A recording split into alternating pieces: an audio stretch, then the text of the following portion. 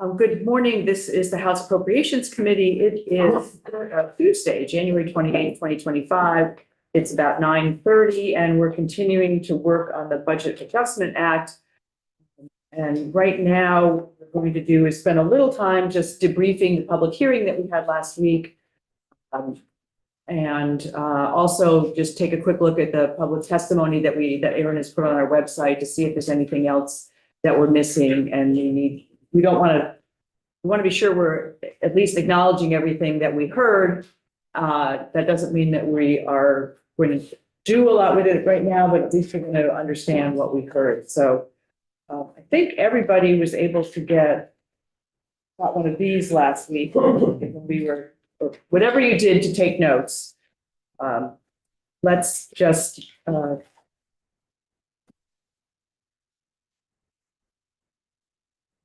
that about that will stay in our brains a little bit. So this is kind of a free-form conversation.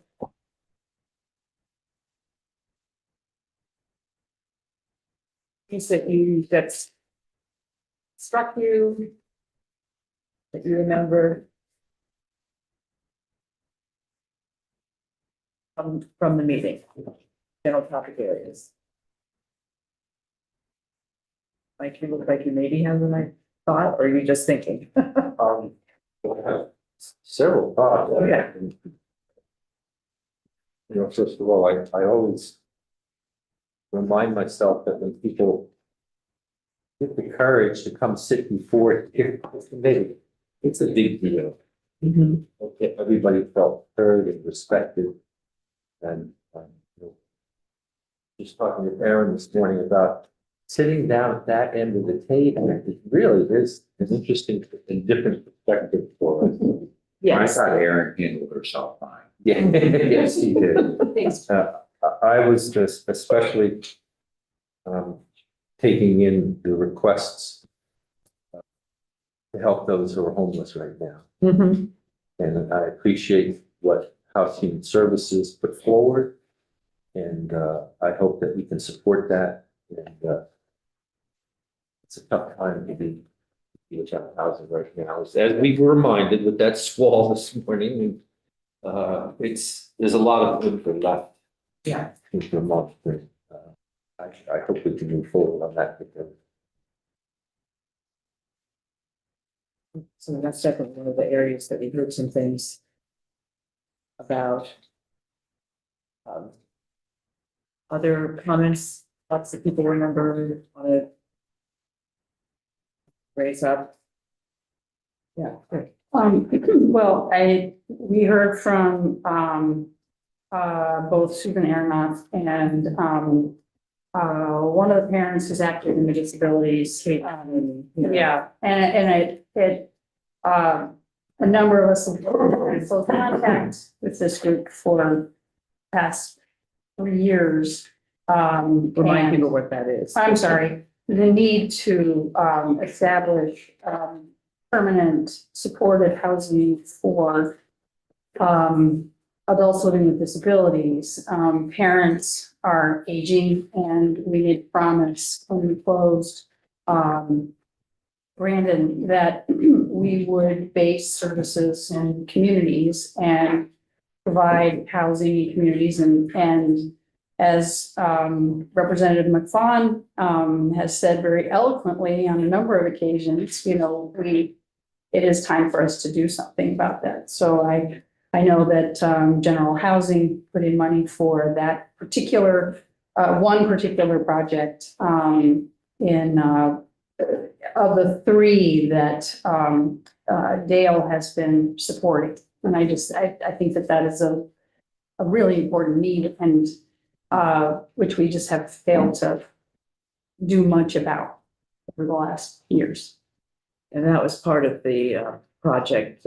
We did the pilot project, and this is the 3rd one of the pilot projects. Yeah. So can you just give more background information for me here in terms of what all that money was, aside from the 3rd project? So there was money to first do kind of a feasibility study for like what is needed in communities, and it's different based on based on the individuals who would live in co-housing. And so at any rate, but two have been developed and VHCB has provided some funding and then been able to attract other funding. There've been private funders who've been involved. This would be the last of the three that it by no means actually addresses the whole need here in the state. And it's only 3 locations. So Great, thanks. A lot of housing things on here, I would say, whether it's emergency Right. housing, for individuals with disabilities, a number of people talking about funding Vermont Housing Conservation Board.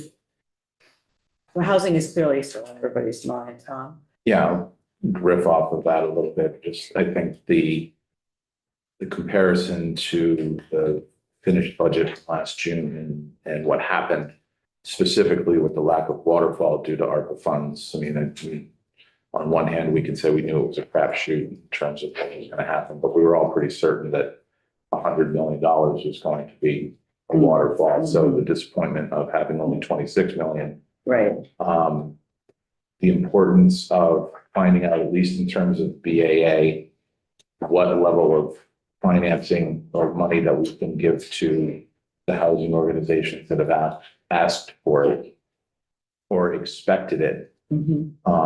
Last year, it's really important for us to get a number in there. We have totally halted the momentum of providing affordable housing and even some of the programs that are geared towards first-time home buyers for people who can afford to buy a home.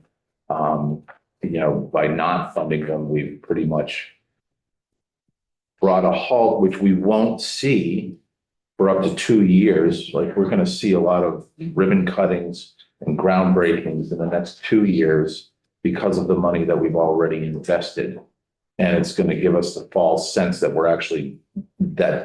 not that we're actually doing something, but that what we're doing is going to continue down the line. And Right. we have to think about when we fund nonprofit or affordable housing projects, we're talking about 2 to 3 years down the line as a partial investment in what it eventually costs, because those projects are all done with outside investment, and the state's investment in that is relatively minimal compared to the overall cost. And so I don't want that to get forgotten.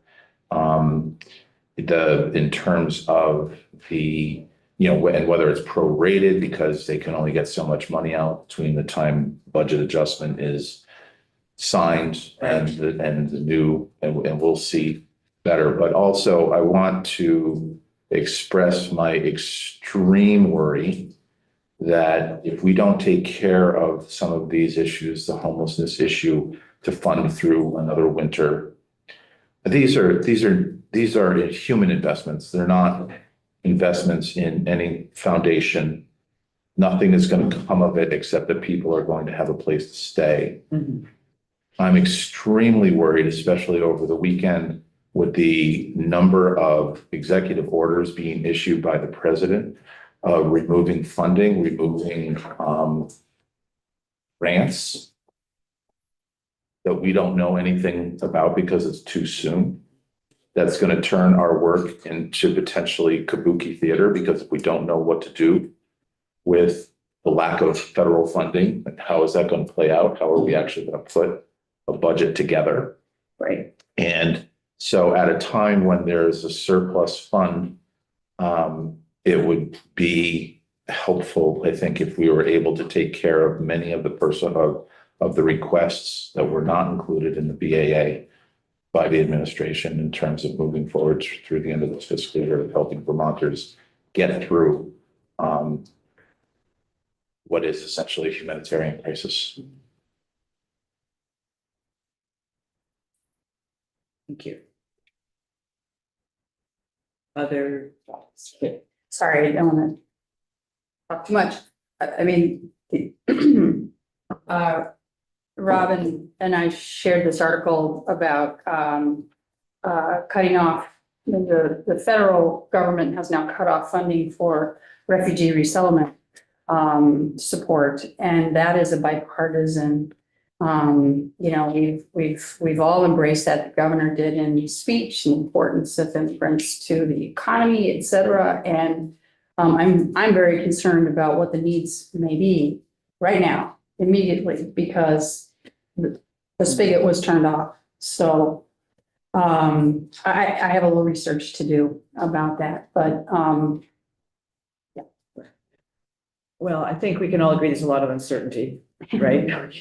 We don't, this was one, I mean, small thing when you think about all the things. And I did, at the meeting that I was just at, Sarah Clark, who's the Secretary of the Agency Administration, where some of us were asking, things are being paused now at the CDC and getting health information and all that. The Department of Health can't get any federal information anymore. It's all been paused, just for example. So they are well aware of it, and they are working with the agencies to say, what are we don't know what to expect, but how are we going to operate? Because it could be huge for Vermont. I mean, we are a state that is a happy recipient of many more federal funds than we give to the federal government, and that will impact us greatly if things get changed. Medicaid being one of them, but it's not. So they're aware of it. They're also looking at, what could this mean? So it's hard to budget in a time of such incredible uncertainty when things can change on a dime. Lynn? Yeah, thank you. I did a little research to figure out why it was 731 in the Human Services Committee on the Housing suggestion from their letter. Mm-hmm. And, we talk about this a little bit here, what exactly is the function of the BAA? And, if you run out of money and then you want to continue something because for reasons, a number of reasons, that's a legitimate use or there's greater need or something. But this program that was in that to extend it to June and to change it's actually a policy issue. We had set a policy last spring that we were going to return to the November to April period. Mm-hmm. And this suggestion seems to be a change in policy rather than a change in fiscal need. They didn't run out of money. They still have the money. They're continuing to be able to do this. But this was a policy decision made, maybe not by the House. Apparently the Senate had a big voice in this. But the point is that policy really doesn't, we've had people trying to they use it as a budget tool. Right. And now, it's not supposed to be a place for policy. We will hear whatever the governor is going to put into financial policy today, and then we can go forward. He may decide to change that, he may not, but we don't know. I mean, so Yeah. the policy was the insertion of a policy in the BA is the issue. Yeah. And it's true that we don't generally, it's not that we never do it, because we know we've done it. We do it, but as a general rule, you're right. We don't start new programs, do massive policy changes and things like that. Although we have when we have occasionally when it's been. And there was no suggestion as to where the money would come from or how much money. It was just. Well, no, that's up to us. The policy committees don't do that. It's like, you guys find the money. So, Jim, and then Tom. Yeah, I just would like to reiterate, we're in an era of uncertainty because of our dependence in a lot of areas of government on federal funds. And I, for one, am all in on supporting more housing investment. If we're basically saying if it's in fiscal year 26 proposed budget and taking that and doing it earlier. But I think we have to be very, very careful of spending too much in too many areas because we don't know what the future will be and what it will mean in terms of where we might be wanting to consider supporting or backfilling other areas if we're not getting federal funds. And who knows? Right. Who It's also- absolutely knows? We have to sort of, on one hand, go along with what it is today, what we know. But hang on, some things may change and we may not like some of those changes because it's going to mean either we have to do away with something or we have to repurpose funds that are going to some other area or program. So, all we can do is do what we know, but not spend something that we wish, gosh, we really needed it for something else down the road. I have a family member that, part of the executive orders on foreign aid, all of a sudden, he's wrapped up in that. And it's got a 90-day pause. Never thought that would be an issue, but it is an issue. It's a different time right now, so. Not sure I have any answers. I'm just saying we have to be careful. Right, and we don't have any answers, that's right, we don't, but Tom. And so again, a question of, I've always been on the outside of this committee, so I've heard the story about the reasoning about we don't do policy, that appropriations doesn't do policy, and I just want a clarification on that perhaps for today, and I understand that it might be pretty fluid depending on what we're talking about. And I just want to be clear that when we looking at this BAA that's in front of us is not the choice of the proposal in front of us from the administration in particular, but for other people as well, is not the choice to fill health insurance gap policy decision, is putting $35 million in general funds into, they're presented as even all the ADS charges. Is that not supporting a policy or understanding a policy that's been put in place that we're going to charge the way we charge our systems to essentially on a credit card, I believe was the phrase that was used. And now for the first time, we seem to be dealing with ADS in our BAA conversations. Is that not a policy choice? So I just want to be clear about where we draw a line on what's policy when in fact funding anything that we do is a policy choice. We can say no to the Medicaid fund, which would then require DEVA to find $35 million worth of cuts or more, $80 billion of cuts. But our sense is that we have to do this because we made a mistake in estimation. That's what I've heard here. We have to fulfill these things because we have to let the DLL sweep money out to pay for their pension funds that they haven't done for a while. So I just want to be, am I wrong in thinking that choosing to fund anything, whether we give it an adjective and a description of whether we think it's necessary or not, they're all policy choices. We are a policy committee, we're a money committee too, but yes, everything, we say it with money. We don't, as opposed to language so much, but we are doing policy and it's we make choices on a regular basis. And so we generally don't start brand new big programs as part of the budget adjustment. We try to tweak things. We do housekeeping things. You saw a lot of housekeeping things in the budget that we talked about yesterday in the budget adjustment. And we have done big policy changes in the middle of the year. As a rule, we try not to start big new programs in budget adjustment. Usually those can wait till the full budget. But I don't know, Jim, you have more to say? Yeah, no, to me, I look at it. The Medicaid is an entitlement program. And unless a policy committee comes in and recommends a change in eligibility or dropping of services that we provide that aren't required by the federal government, then we have really no choice but other than find the money to fill that or reduce expenditures in another area of government to pay for it. But I don't think the Medicaid is the issue here. That's not, to me, that I don't look at that as a policy unless we're going to change the policy. And I guess we could do that or try to do that in conjunction with the committee of jurisdiction. But That's different. The health insurance, yeah, we don't have to fund that 18.5 million.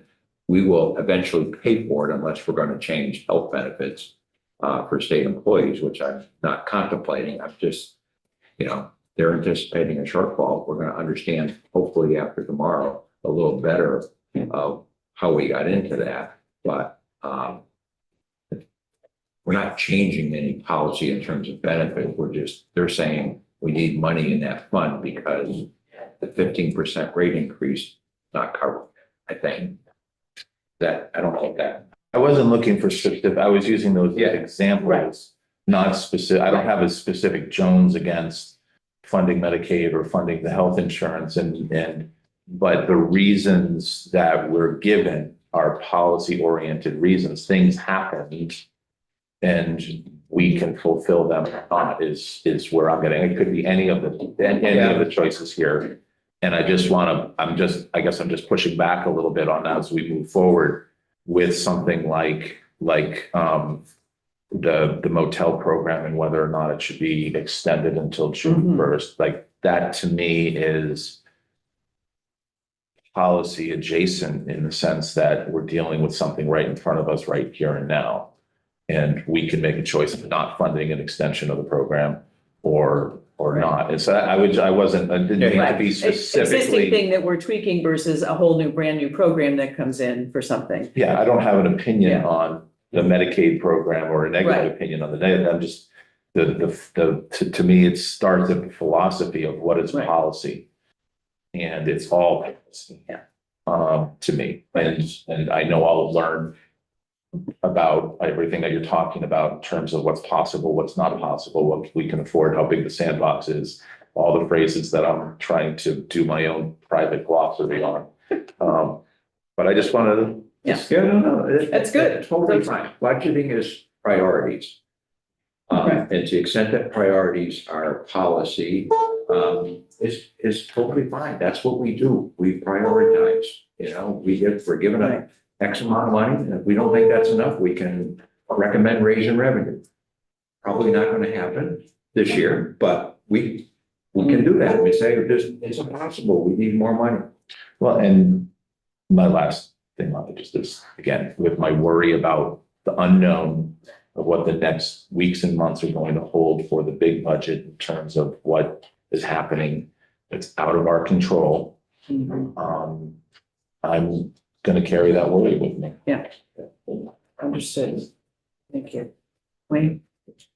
So I would concur with most. Obviously, everything that we do is policy related, but in my opinion, I mean, there's degrees to which you could split that.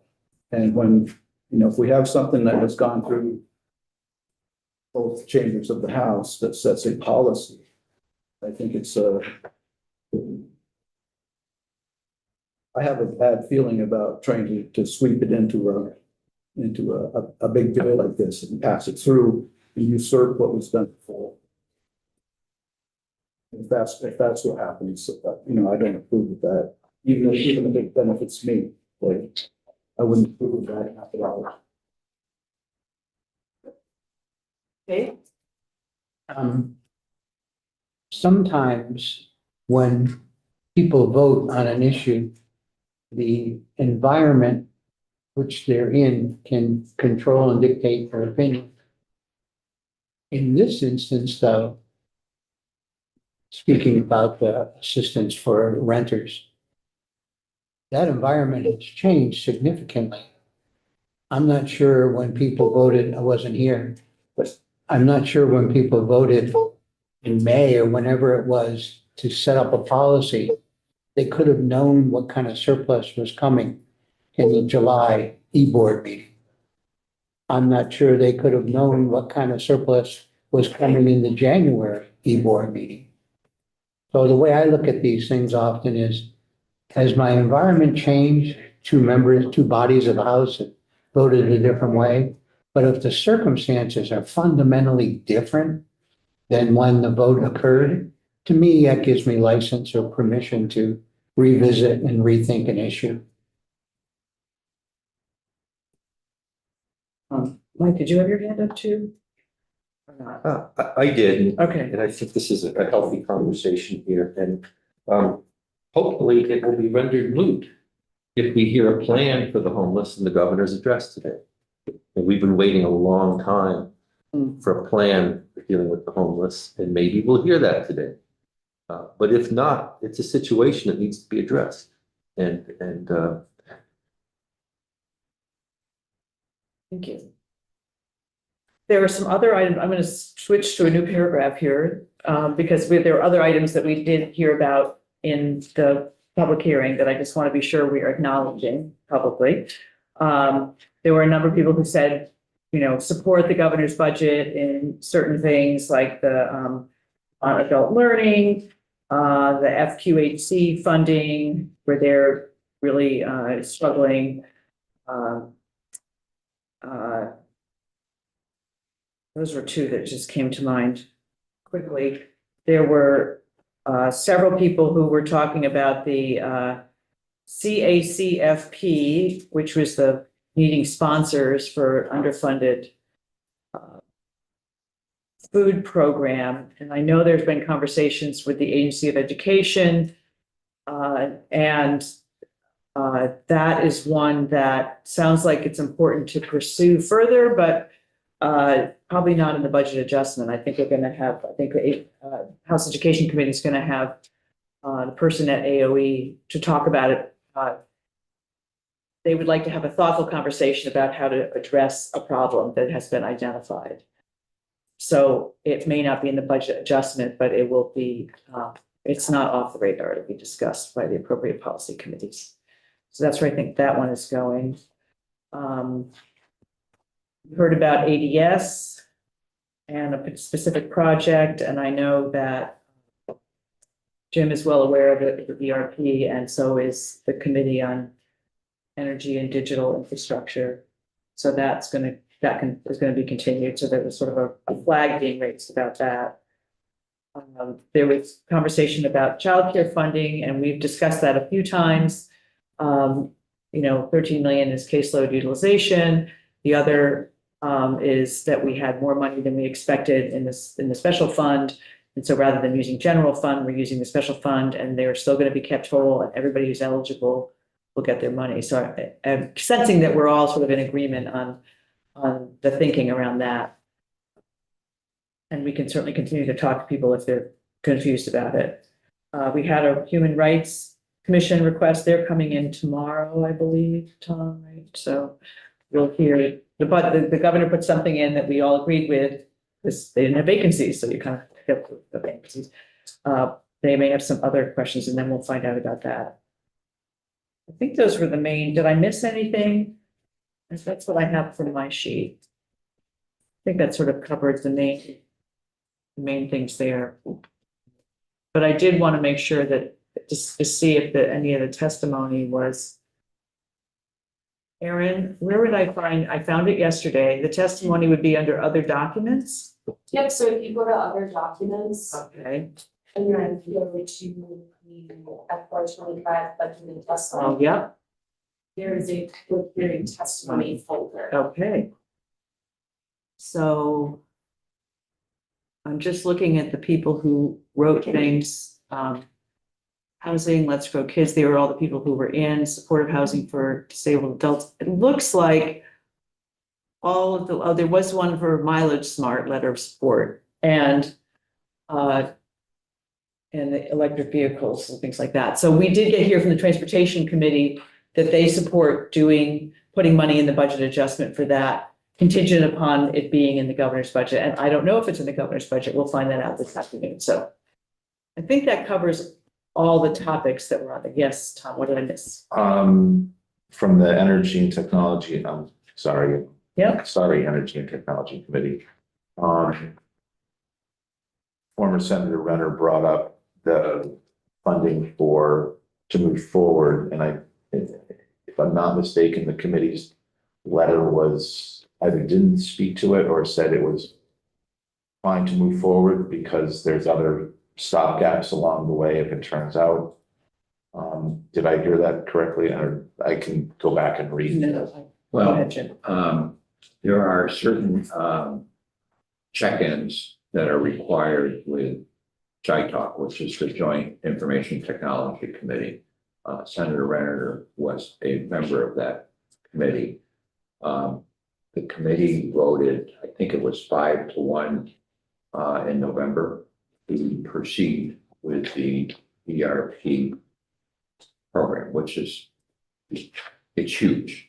It's all encompassing. It's everything that we do from a bookkeeping, you know, whether it's our expenses or whether it's all the budget reports we get, everything, as well as all the human resources issues that are. So it's a very, very large program. It needs to be done. There is some disagreement whether or not the path the state is going is necessarily the right one. There are some issues with that. I had some follow-up conversations with at least 2 JITALK members. And they're cognizant of the oversight that's necessary that we sort of delegated to them. They voted to move ahead when they met last time. I just texted ADS so that I can have a conversation, hopefully today or tomorrow, with the secretary to get their perspective on it as well. And right now, the committee did not recommend that we add language stopping it. We went through a similar conversation last year. And we did put some guardrails going forward. So stay tuned. It's healthy to have these conversations. It's huge. I mean, over the weekend, I read our consultant's report. She works for JFO, and she knows 50 times more about IT programs and software than I'll ever begin to know. And you know, she put up a report, which I don't know if it's on our website, but if you would like it, I can certainly share it with you. You know, some areas of the program, in her estimation, are weak, but she also understands it's very, very necessary that we move ahead with updating. So, if I'm convinced that we need to put a pause in the next couple of days, I'll certainly ask you about it, but doing nothing's not an option either. So, good question. And I respect Senator Renner. I mean, she got down in the weeds on some stuff, more so probably than some other of us. So I appreciate the, you know, put the blinders on, full speed ahead. Good question.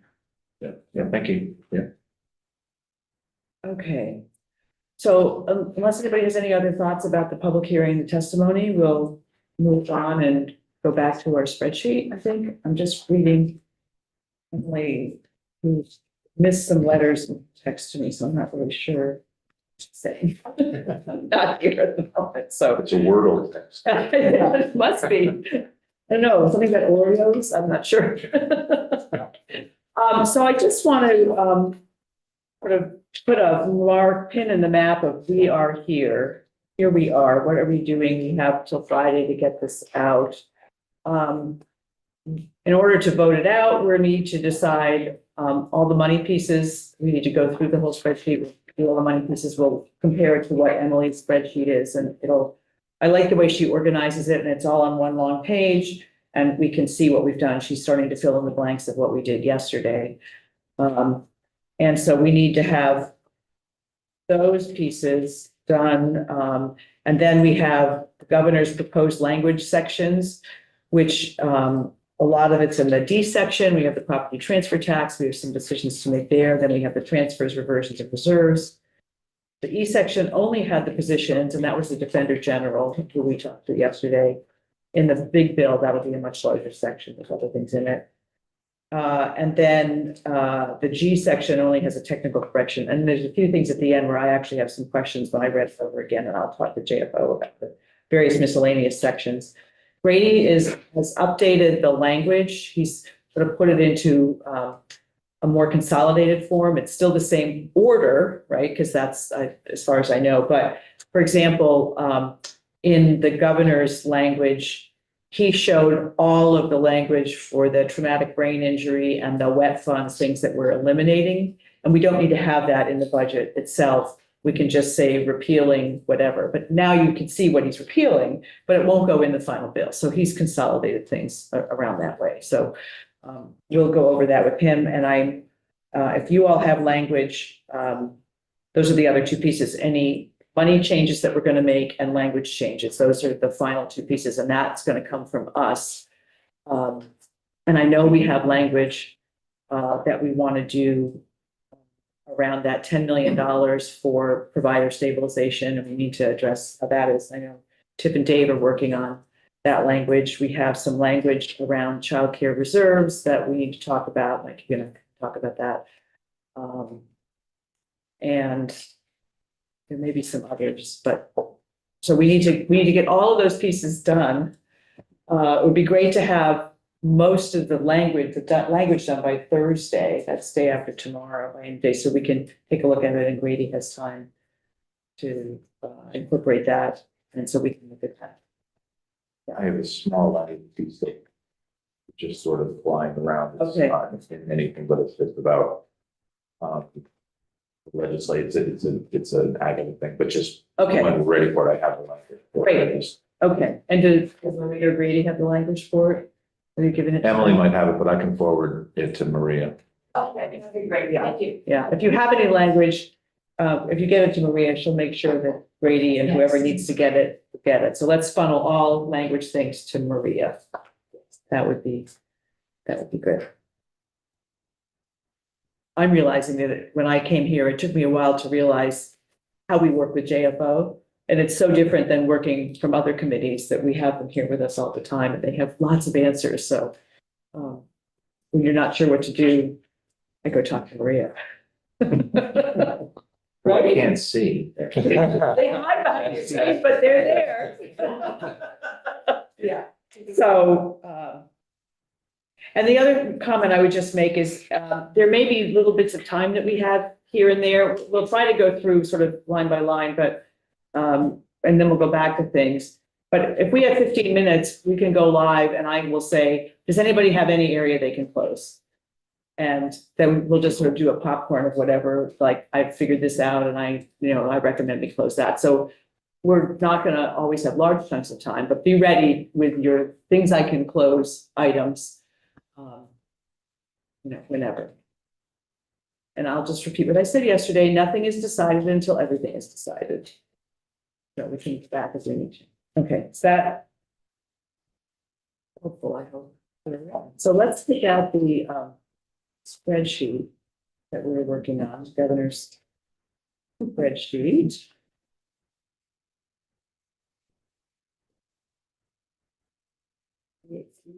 And John, we can fill you in on what we did. Sure. Yes, yeah, just an update on what you've already looked at.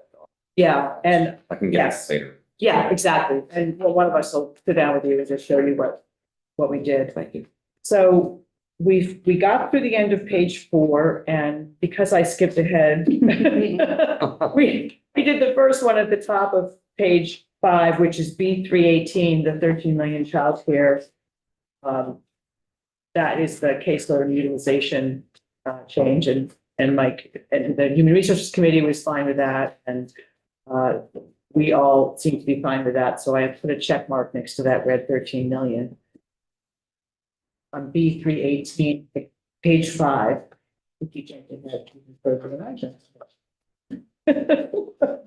One more. There, nope. What did you want? 6, keep going. Way ahead. You were optimistic. There we go. So we've been going down the narrative description on the side. The second one on there is the other 13 million that we talked about. And Nolan will correct me if I get it wrong, but the consensus revenue forecast for the childcare special fund is coming in well above the original projections by, again, a little over 13 million. So that's the second 13 million that we're spending, but instead of spending it from general fund, we're spending it from the childcare special fund because there's money there. So that's the money piece, and I think we pretty much agreed about that. The piece that we have to do for language is around a reserve fund and how that's going to work, because we can use the human services caseload reserve fund. And we also want to see about, at some point down the road, we may need to contribute to that fund, not just take from the fund if we ever need it. So how that would work going forward. So that's something that we have to figure out, under what circumstances would we start to contribute to that. Well, I don't know if you had anything else to add to that. Does that sound about right? Okay. Okay. So is that language going to come in from F&M?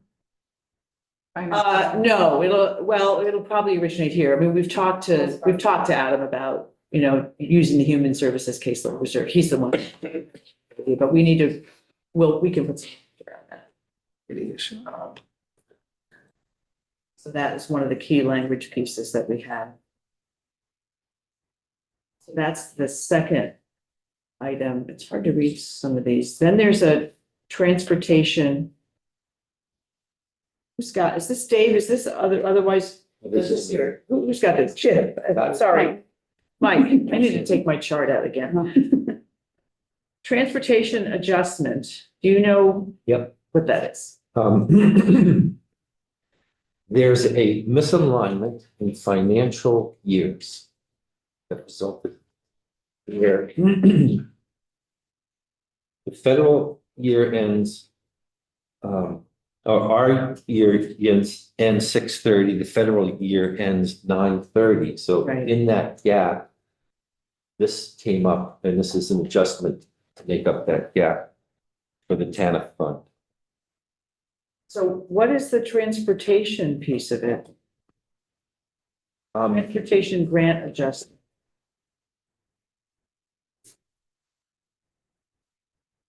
So I get that the TANF one, which is right below it, is what you just said, I Yes. think, but I'm wondering what the transportation, what is being transported? I don't have a specific answer to this, but I know that, again, there are services where people are paid to, we mentioned it yesterday, people on TANF have access to get transportation that we pay for, whether it's drivers or in our Okay. area, it's the newer local bus where they have vans that pull up, similar to the Medicaid transportation. So is this a timing thing too, Maria? Do you know this transportation? I do not know, but I believe that is a correct description of what dollars. Okay. And what Chris says here about this is all an adjustment we're making that will address the issue for future years. Okay, that's We good. won't come back to this. Okay. Okay. Everybody okay with those? I just have a quick question. So is the transportation grant adjustment part of that gap you just described between our end of our fiscal year into the federal? Yeah. Okay. And I believe the second one is The as second one well. is as well. Okay. The next two were funds for Parent Child Center and Northwest Counseling Support, caseload adjustments, All sorts of things. and that That is, can remember what he said, but you want me to? yeah, please. Sure. It's to support Northwest with the counseling and support services. So it can be included in the Children's Integrated Services Program administered by CDD. Provides early intervention, family support and prevention services. Did we transfer this from another It was. part of that? I think this is the second half of the transfer out of one area and into another. So DMH. general fund, net neutral. It says DMH is ending its integrated family services program, which had bundled CIS services And CMS is making this change partially in response to federal changes. CDD will now support the CIS services in the same way in all AHS regions. Right.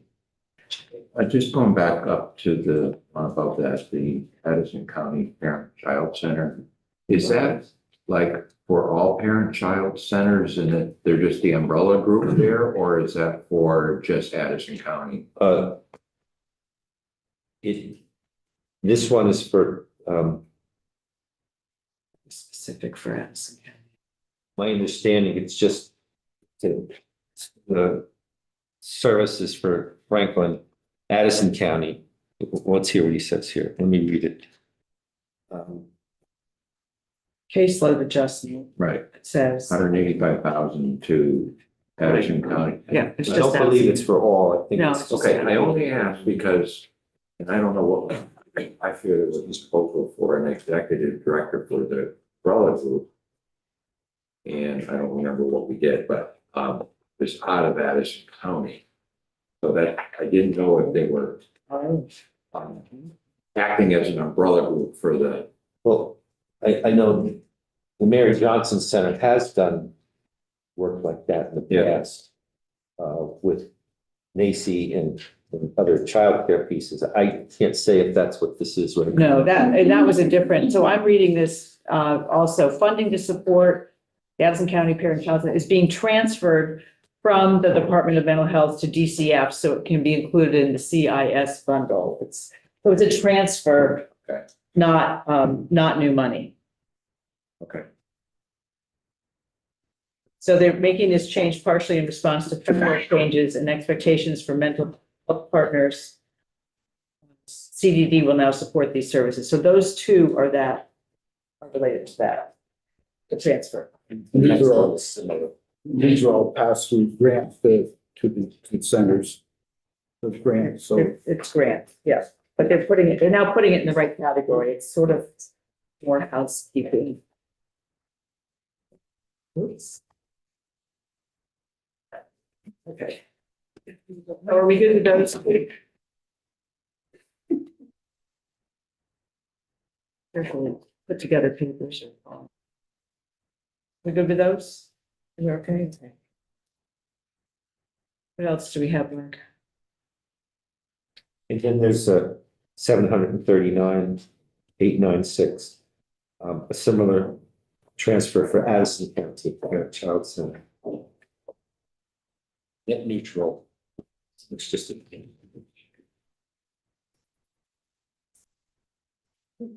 Right, so we're taking the general fund and the global commitment funds and transferring them over to this. It's like two parts because there's general fund and. So a different agency is gonna be doing the paperwork to get the grants out of it.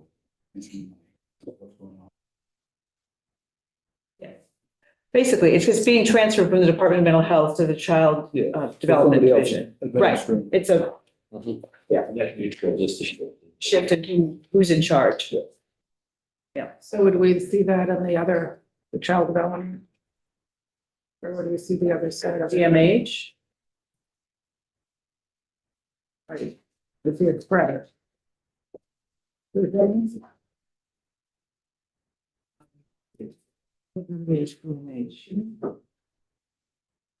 Yeah, 314. Yeah, you're seeing it in It's 14, yeah. Spreadsheet. Yes. Great. Right, yeah. Yeah, at the bottom of page 3, you can see the bed. So that was the down in DMH and the up in this one. So it's a transfer. Okay. Thanks, Mike. 319, you also have 319? Yes. Okay. And that's a shift. The FTE transferred to DCF, Office of Economic Services, to use on permanent supportive housing. Right, so, Taking it an employee from one. right, they're shifting employees. Are we good with that? Will be an up somewhere else? Do you also have 320? I don't. You don't. 320 is Dade. Department for Children and Families, aid to aged, blind, and disabled. I'm looking. 329. There it is.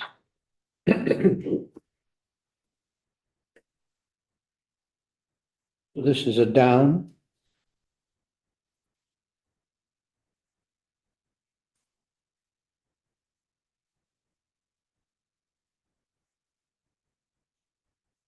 There's a caseload adjustment showing it up, 229,000. And then there's a down.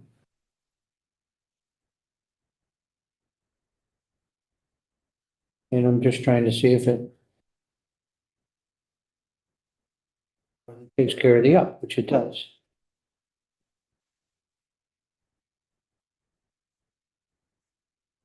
Sorry.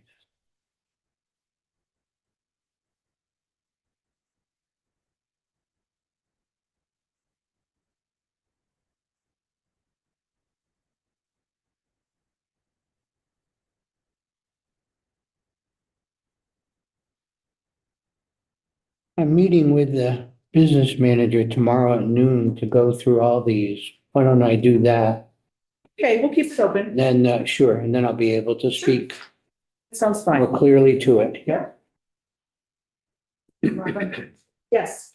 I have a note here under that for the payment administrative caseload adjustment that we pay the feds and they increase the cost. That's a personnel issue.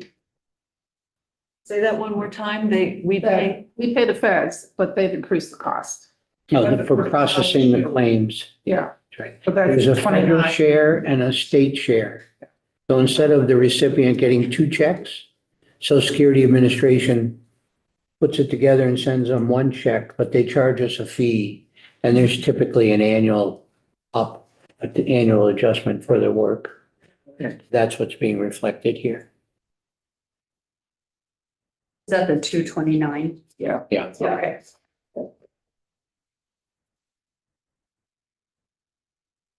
Okay, and we can finalize that after you meet with them, Dave. That's fine. 321, have we gotten to two? We've gotten to two. We have, no, so I'd suggest that we not talk about 321.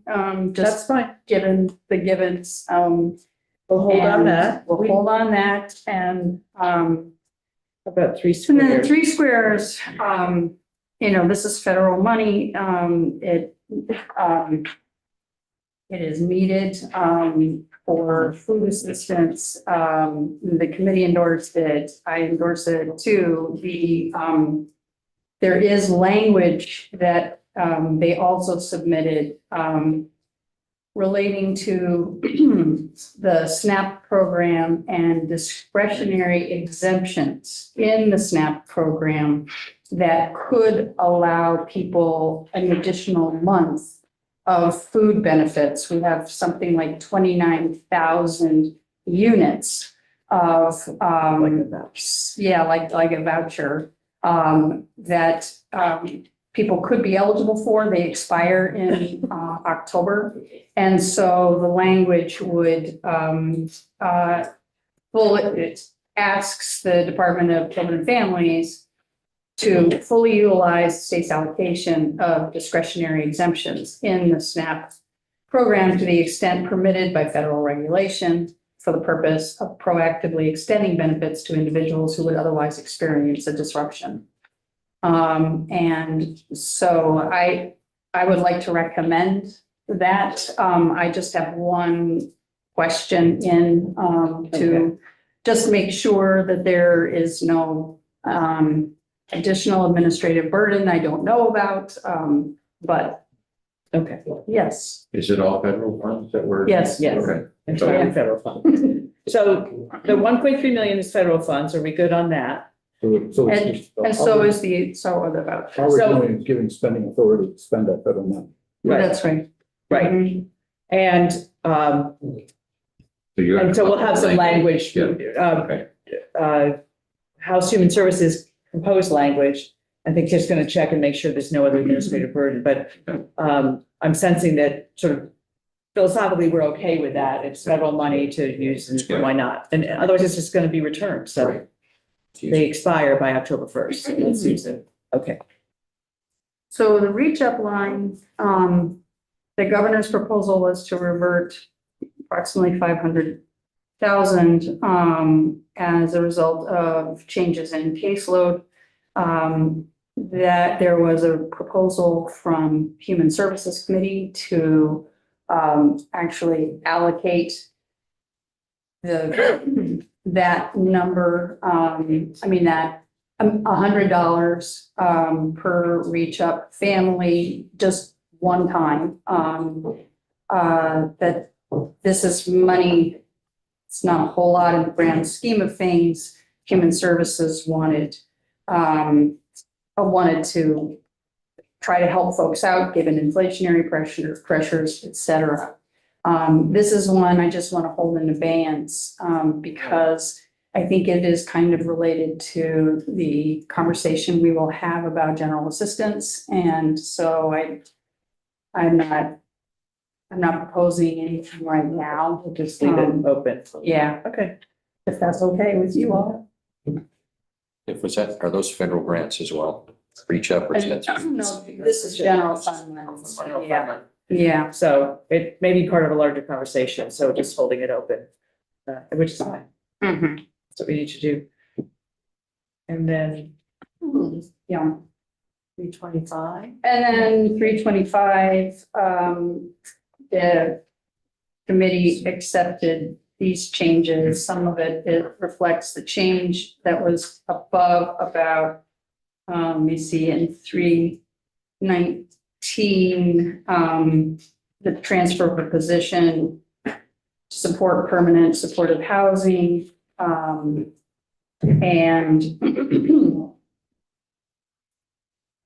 So the two 100,000s, one in black and one in red, is just moving from grants to personal services. So That's one's right. down and one's an up, and there's exactly, no money changing hands there. So those two should be yeah. fine. And then the 126 is a transfer Yes, of a that's person. of a person, from Department of Children and Families. And that is a split, a 50-50 split between, feds and general fund. Okay. And that, as you might expect, there are, they need permanent staff to try to help manage what has become a full-time job for many people there. And the homelessness, I'm sorry, I have to look back at this. This appears somewhere else, and I am forgetting where that was. Which thing, This the 120? last one, the 446. Okay. And, do You you want- remember, Miranda? Yeah, it says being transferred from DCF Family Services to. So from 317, maybe. How much is that? 446, 253, yes. Yes, so there's a down, it's It's what we exact, talked about in 317, right. it's a transfer. I think that went, It's right in page 4. Yeah. It came Yeah. right out of B 317. Yeah. Transfer youth homelessness general fund to the Department OEO 446263. did that go to Spectrum? But there was a youth homelessness place in St. Albans, I can't remember, was it Spectrum that took that? There was something last session that was discussed, I'm not certain about. The attached, the agency human services. Yeah. We're just transferring the Yeah. same amount of dollars from one area Yeah. to another. Yeah, but they started a program, I believe it was Spectrum in Yeah, St. I Albans. think, yes, I. Yeah, that's- for that particular, I don't remember hearing any other group that got it. Right. Yeah, and we may find out more in the FY 26 budget. Wayne, Let's move from personal services. the grants. So Yeah. someone internally must have been conducting some work with personal services. We could just put it in Rob's place. Well, if it- Yeah. or they want to pass through now grants to. Correct, Yeah. yeah. So with that clarification, or reminder, thank you. Council over there, so I'm ready to sign off, committee sign off on 3/25 and. Yeah. I'm ready to. Pretty good close with that? out. Yeah. Okay. Okay. 329, we're getting into Dale. Dave? There's a couple of people here. One is for general fund to cover the voc rehab payroll services. But where I want to hold off is to characterize it as a technical accounting adjustment, but seems like there's no corresponding down anywhere, which I would think there would be to offset it. But so I need to keep that open. Okay, sure. And below that, it looks like they're ADS charges. Two of them. Yes. So we can close out the ADS chart. Yes. And we've opened $1 million. Yep. And we move on to 330. Okay. That's part of their union contract. The Oh, collective bargaining. American Federates of Collective Bargaining that this is sprinkled throughout the department for different programs. So that's the cost to comply with the new bargaining agreement, and we close that out. I think we just found your $1 million, Dave. I think so, yes. Now I feel better about the other one. So can we close those two? Yeah. Yes, provoke rehab. Let's close that. So we'll close out B 329. We're on B And then 330. 332 we can close out. 333. Another union contract, bargaining union agreement. Okay. Close that out. Then moving on to the next one, it's another bargaining union agreement. We can close that out. And the next one, several different pieces. Let me try to walk through them here. The easiest to explain for me are the large ones at the bottom, but let's do them in order. Yeah. Top one is another union contract, bargaining unit. And the 999. And then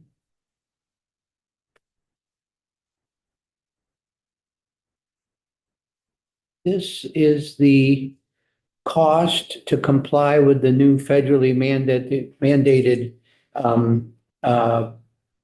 payment system. Again, it's an assessment of the physical care and behavioral care for residents that they were ordered to do, and that's the cost in which to do it. Non-discretionary. Okay, I would close that out. Okay. Then there's carry forward from the Choices for Care program, meaning they didn't spend it all last year, so they're carrying it forward. And then we move into the, So hang on 1 second on that, Mhm. Dave. yes, Carry forward required. So, is it an expense? I'm looking at Maria.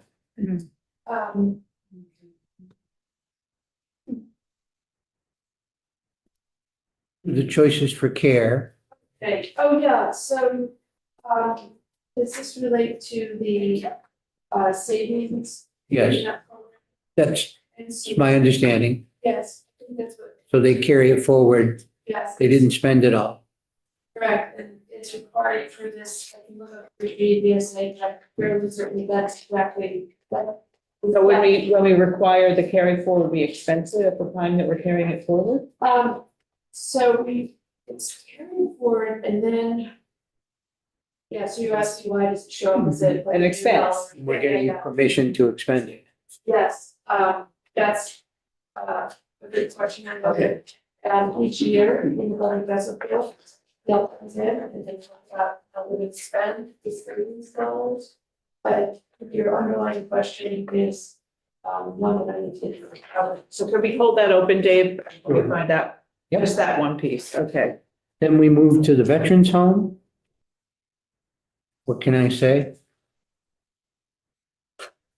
Oh, you want to say something? Oh, looking at you.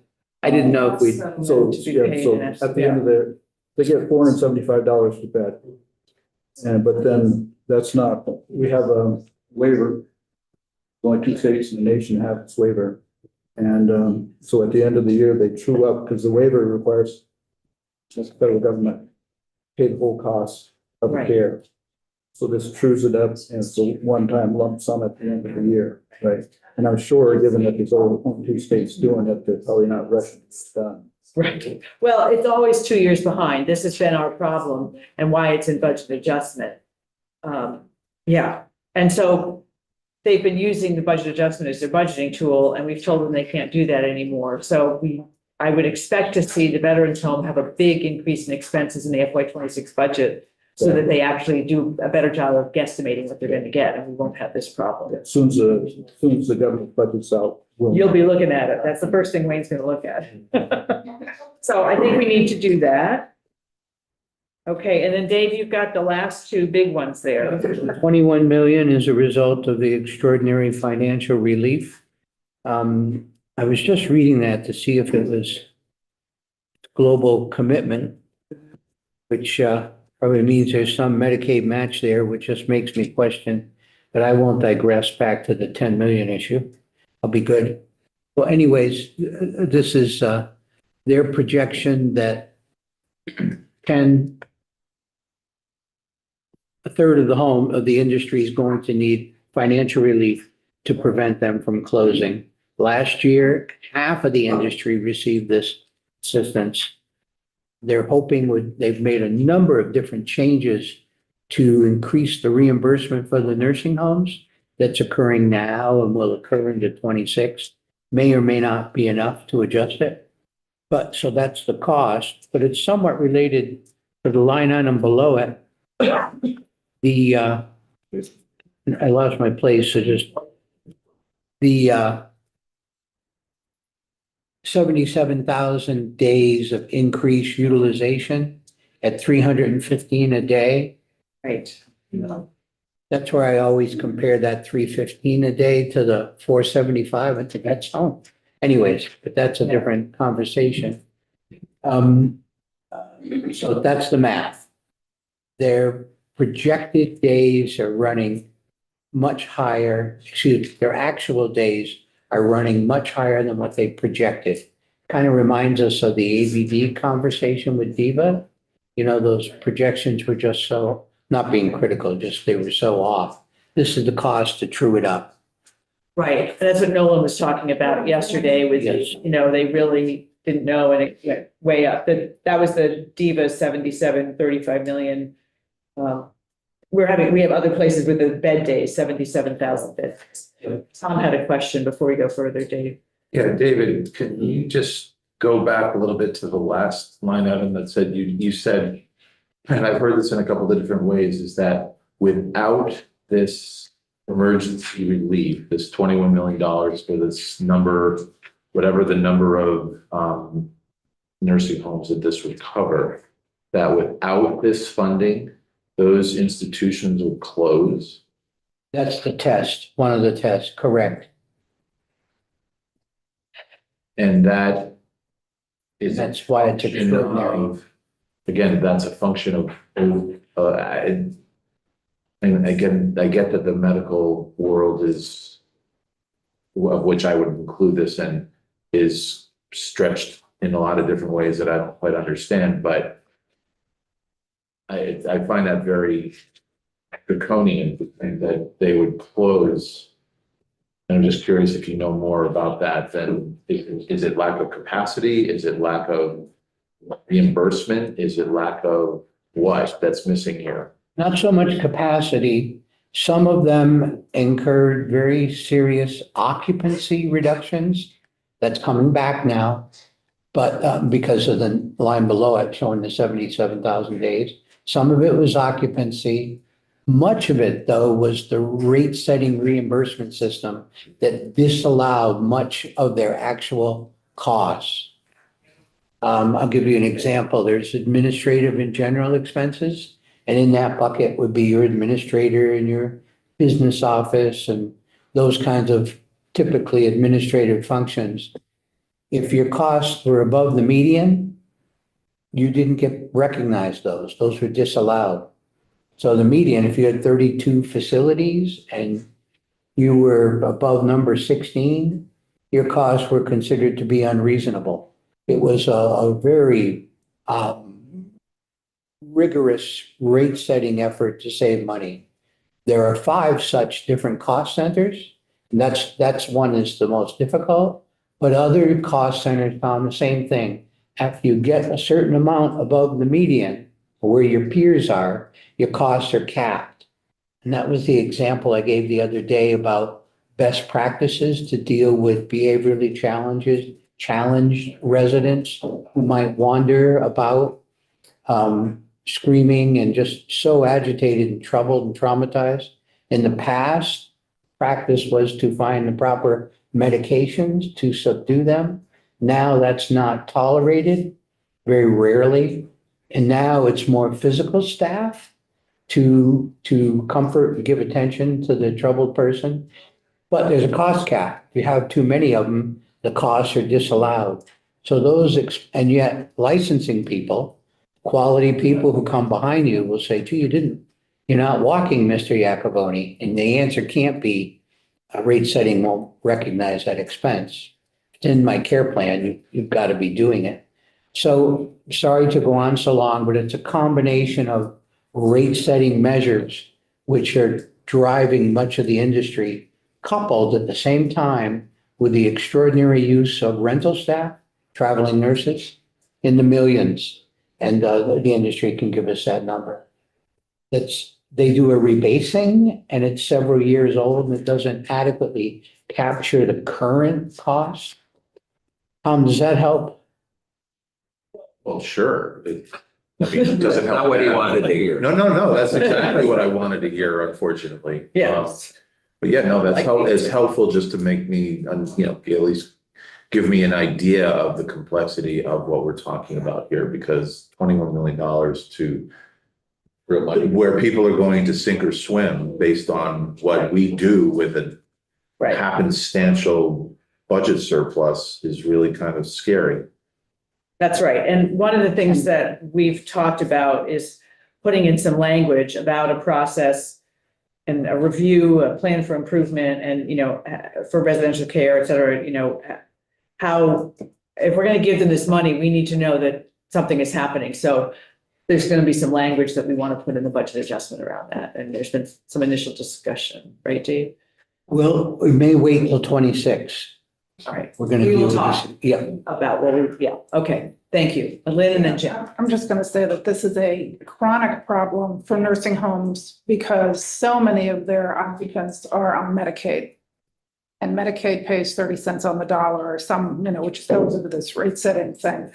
But the issue is that there's nobody to cost shift to because there are very few self-paid or there's no commercial insurance at all. Very, very little. So the nursing homes are constantly in the hole. Hospitals have the same kind of situation, which is why, you see the hospitals with deficits, is that they have to accept all comers no matter what. And then Medicare pays more than Medicaid, but not the cost. If the cost is $1,000 a day and you're paid $300 a day, that's going to leave you with a huge gap that it's very impossible to dig yourself out of. And so we do these, it's really $45 million instead of 21 million when you put the two of them together. Plus the other 10 that we're doing. Plus the other 10. Yeah, they're constantly trying to back to Lindsay. Right. And if we didn't have these, we'd have more people who would be unhoused. Well, you would Go to have the yeah, I emergency mean, room at the hospital, which is the can't most keep everybody expensive at home. here. So it's, Yeah, and Choices for Care also gets paid by Medicaid, and that probably saves a little bit of money, but not everybody can keep their family member at home forever. I mean, it's Not at what they're being paid. certainly not, yeah. and It's a systemic issue that exists across healthcare. And is this something that, I think 10 years ago with Choices for Care, when we worked on having their salaries be dealt with on a union type basis, on a contract type basis, there was a real slump in the use of nursing homes. But it sounds like with the advent of we baby boomers aging, that perhaps that whatever savings were accumulated or couldn't accumulate through Choices for Care might actually not be something to count on anymore because the sheer numbers of people for the next Mhm. 25 or 30 years that may Yeah, need let me these answer services. that, Yeah. because I was on the Public Oversight Commission with David 20 years ago. And I don't know if you were there then, but we had people come in and show us the nursing home situation and how Medicaid payments increased over a period of time. And it may not have been nursing home, but it was people from DEVA or wherever. And they showed a Medicaid bar graph of how much. And when Choices for Care came in, because these people were now going to be paid by Medicaid, the Medicaid portion of that budget went up substantially because they were going to be, that was considered an improvement. And I don't know how much, I don't know exactly how much they got paid, but I know that at that point, the budget that deals with the aged went up for Medicaid, which meant again that there was more of a gap as to what you could cost shift to cover specifically. You probably don't cost shift to the families who stay home and take care of their families. No. But you do cost shift. You have to have some kind of cost shift or something to reimburse those people in the nursing homes. So, yeah, but it's a systemic problem across the board. The more people who become eligible for Medicaid, you saw this with Nolan's thing here, the more people become eligible for Medicaid, the fewer people on commercial insurance you can cost shift to, and it puts pressure on everybody. So, Your mix. yeah, the payment. yeah, go ahead. So real quick, good conversation. If my memory serves me correctly, a year ago, Human Services, we had a similar request for 20 plus million for emergency help to the nursing homes. And Human Services Committee came in and actually recommend reducing that amount, in part because they wanted to use the money elsewhere.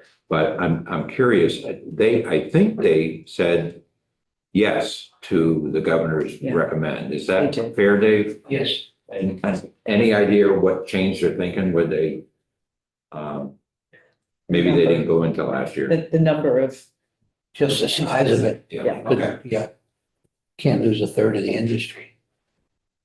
And just as a quick one too, the conversation we're having about nursing homes, it's just as complex and important on the home-based side. They don't get extraordinary financial relief. right, Right. So they're not on the table for an appropriation. Their extraordinary financial relief is sending mom or my wife to the nursing home. So, but that should be that will be a discussion when we do the 26, the other side of the ledger. we have a very broken system. Yeah. Okay. So are you, at this point, recommending that we accept the governor's proposal and that Human Services also? Yes. Okay, and we will talk about language around this, Dave, wherever it's going to be, timing and words. So we checking the whole box or just? No, we're still waiting on the carry forward and why that's an expense. So everything else is okay.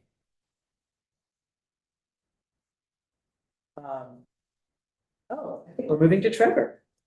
Department of Corrections. Okay, if you remember, we've talked about the $1 million on a few occasions. This is the change to the level 15 waiver for folks that are incarcerated transitioning and being provided Medicaid services. The $1 million here is for database management system changes that are required. Health records in DOC. It's 500 for general fund and 500 for federal funds. This particular change is going to be effective in January 1, 2026. So I didn't do this beforehand. If you remember, I referenced the fact that DEVA also had money in their budget to make Right. changes to their side of the system also. Right, and this is the other side of it. Okay, so we good with that? I'm good with that. Okay. And then the other two are ADS. Great. Great, so are you recommending we close out Yeah. B 338? Okay. Great, and Wayne, here we are with the veterans home. So I pretty much get this figured out, but we probably should wait until the governor's budget comes out. But basically, we've had a situation in this past year of a lot of fixed costs and such that should have gone through a normal budgeting process. We're not in the original budget. And so now we true everything out That's right. with what's going on here. Mhm. I think you'll see, that that's not going to be a situation that's going to carry forward, but Right. governor's budget will address some of those things.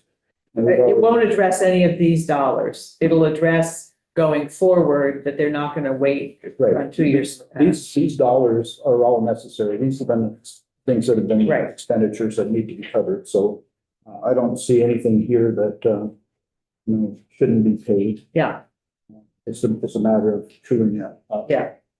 Exactly. Yeah, Jim? Just an observation. I mean, I know, we saw in human services, a lot of ADS increases, in different, categories, but, it's good time I see this one, and I don't know why it wasn't budgeted, was the child care contribution. That was It should have certainly been well budgeted.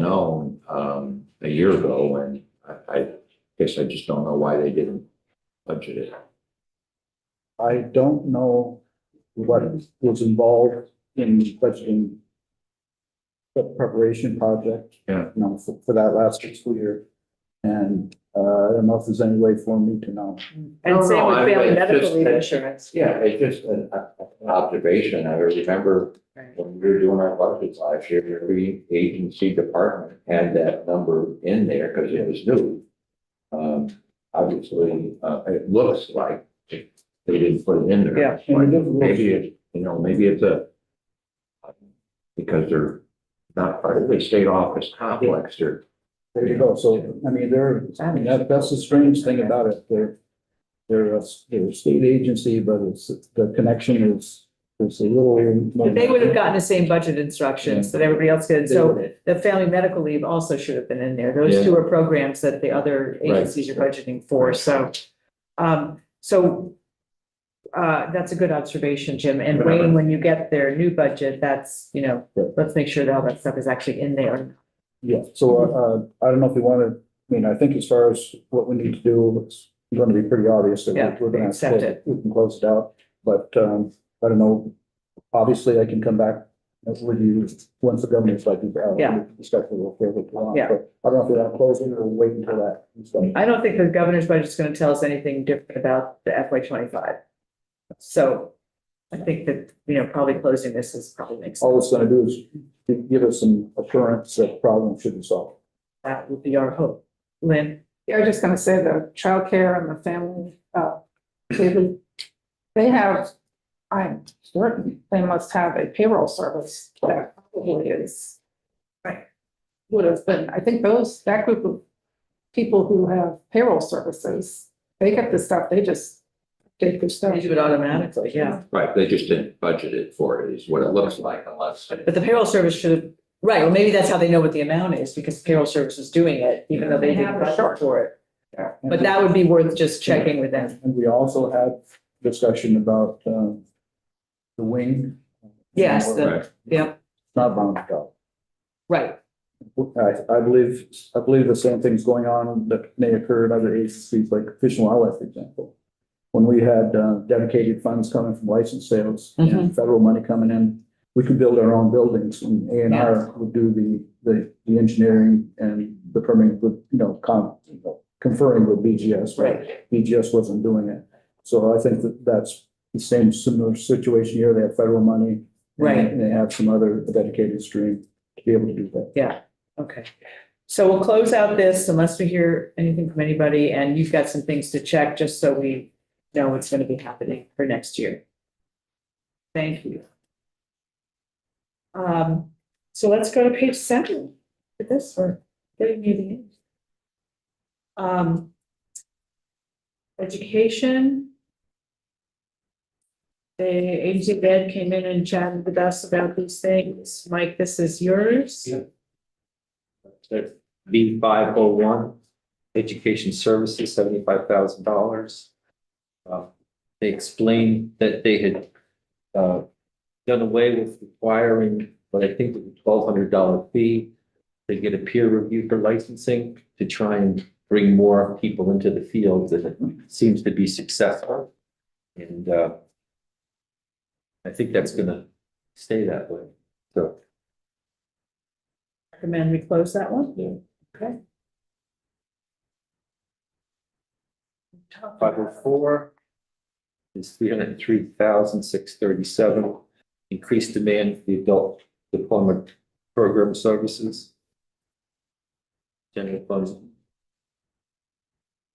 So, yes, and so it's working the way we wanted it to, based on last year. And I don't know where we stand with language for those 120 students. Are you working on that, Mike? Okay, Language. yeah, I think we have help over here and but we want to get that language in so those 120 people get their certificates and can go get jobs. So just a quick question, because Yeah. that is a policy piece. Is this going to be folded into this part of, or are we going to? Yeah, no, it has to be in FY25 that we're on to a new program. We stopped the high school completion program. These people are in limbo. And so this is an example where we really have to get this done. Yeah, And it is a policy piece. it is. And it was really part of policy change that we made, but we didn't realize that there was going to be this gap of people. So we want to fix that for those folks. Okay. I think that's the same with the 504.1 too. It's all part of that. Okay. And then B505. Education was spending less than anticipated following school budget failures and revotes. So that's 8 million, and then 3 million for English language learners originally budgeted in the appropriation. And the Assembly did not reduce the appropriation with a separate appropriation for English. It was double budgeted. It's double budgeted. Yeah. Yeah. So I'm sure we're good with saving $11 million. Yeah, and then 508, B508 is nutrition. The appropriation is greater than demands for food services. Good, so that closes out education.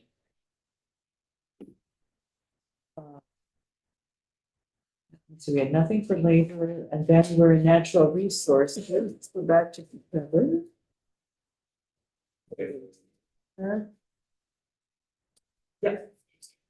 704, which is Forest Parks and Recreation, 33,000. This was payroll costs, additional payroll costs for the wildfires this year. And I think, and there's another $1,500 for reimbursement to towns. Municipalities involved in firefighting. Mhm. So I think we can sign off on it. 710, the Department of Environmental Conservation, this is the air and waste management budget line. This is an additional 28,000 in lab testing. Agency of Agriculture runs the lab, and then the fees were actually up this year, and they haven't anticipated fee increases. So it covers that. And the 8,000 is the water testing that they did. So the That's agency of standard. ag, right, they raised their fees at the agency of agriculture and the other agencies paying for it. So Question, Wayne? I know they upgraded that lab over there in the last year or so, right? I don't know about that, So but I don't know if that was part of it. could be. Well, some of that came from the capital bill, I Yeah, think. it came out that. And so it wouldn't, that's No, raising no. their fees is a different, No, but they may have, the services may have changed some. So I think we should close 7, 10, and 7. great. Everybody good with that? And that is the end of the B section, except for the one time. So we've gotten through the budget piece. Yay. Let's take a deep breath and say, excellent. Yes, we don't have all that many open. So that's great. John, we skipped over yours yesterday. Did we have any? There was.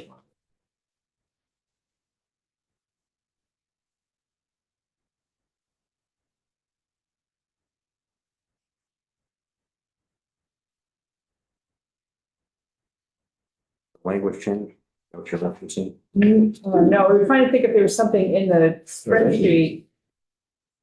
Tried to give you Jim's things, but those are Jim's. Yeah, I don't I think I had anything. don't think you have anything here. You're fine. Okay. It's a good day to miss. We haven't done language yet, so we're good. Okay.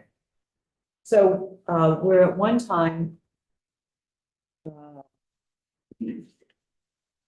So the first one is the, household health insurance survey. We appropriated some money, but we needed more to finish it up. Who does that? Duffy Lynn, okay. Yeah. So. Those, 311. It's in the 1100. Right, and we do this, We periodically do this survey. right, I don't know if Yes. we- and I think it's actually, we delayed it a year and it's been on more like 4.5 years this time instead of, and that's why we finally put money in the budget. Put it in, yeah, not sure, quite sure it wasn't put in the budget, but yeah, that's, and then the 1100 D10 is the, community grants related to health equity. I think those are fine, they're not. Right, it said we found a home for this group, so the money was transferred to Department of Health. Yes. So people good with those two? Reported both of those. And then it's some moving of things. Oh, and the next one is not 4 million anymore. That's gone away. At the request of administration, that's becoming 10 million and going to a different location. So we're just gonna we'll just cross that off and there'll be a new line. Okay, so that's the 4 million. That was the old 4 million. No, because it's not even right. So it's the wrong amount in the wrong location without the language. So I think let's not. I think philosophically, we probably all agree that it needs to happen, but we need to get the rest of the information. Okay, and then DCF. Child support. Got that.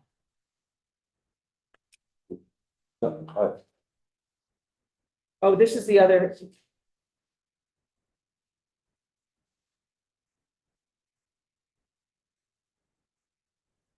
That's right, they're moving off their ancient access mainframe. Is this part of the? ADX, and you remember hearing about this one? Moving off the child support off the access mainframe. They're getting general funds and federal funds for this. I don't know if in any ADS.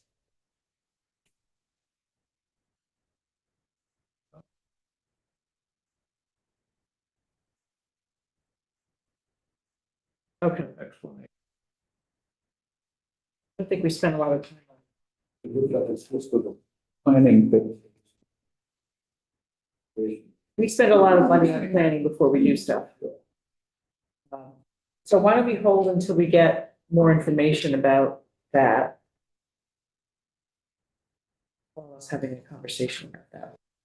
Did Human Services weigh in on that? It's a good question. What I just need there. It's What's the something that line? worked for a while. B 1100E4. 1100, They yeah. had no comments on language.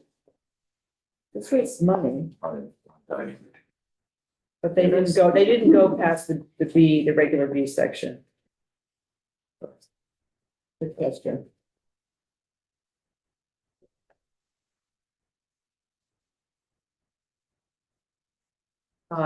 Mike, you could also check with Human Services and see if they have any thoughts since they didn't put it in their committee letter.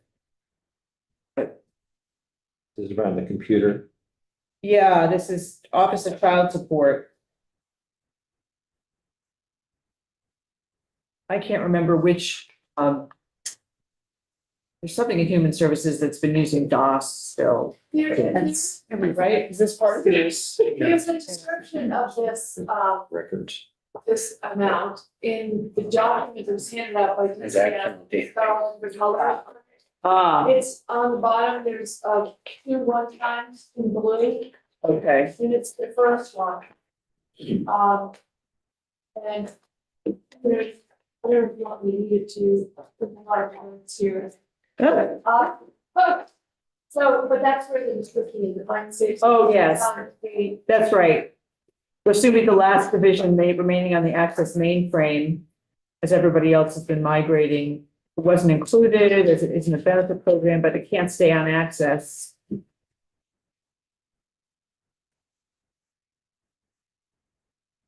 So they're leveraging federal funds to conduct a feasibility study as the first step of the process, and that's typical.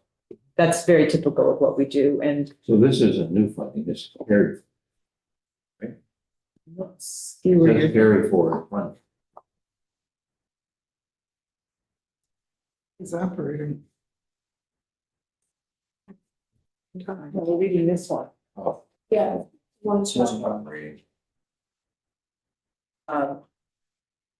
They have to move off Access. I mean, there's just no question about that. So I'm thinking we're probably going to agree with it, but maybe we can just find out just a little bit more. That'd be great. And, yeah, the other one is part of that consolidation of all the sissy things into one place.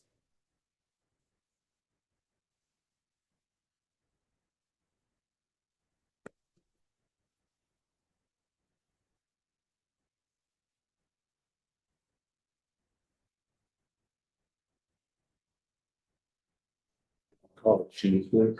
If there was an H, but it's C's. Cheese whiz. Sissy whiz. Sounds more mellifluous. I say sissy whiz. So that 1.8 is to consolidate all of the project into a single appropriation. Yesterday, we talked about the other ones. So it's just putting them all in one place so they can administer the system more effectively.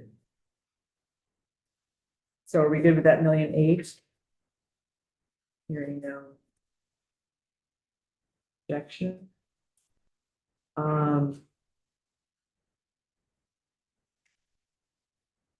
Department of Health Diva is the next one, Dave, is 1.67, oh no, 4 million total. Global commitment source funding. In anticipation of AHEAD, which is going to take the place of the accountable care organization. Oh, shoot. So that is a placeholder. Yeah. that is a placeholder.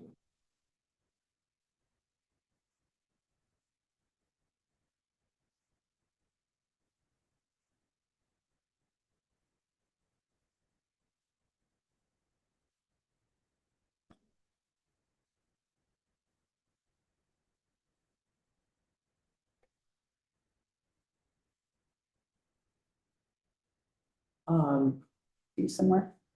I do. They want me at caucus to talk about childcare. You guys want to keep going? Jim and Jeff, can you just keep going? Yep. For this, that would be great. Turning it over. And then when we're done with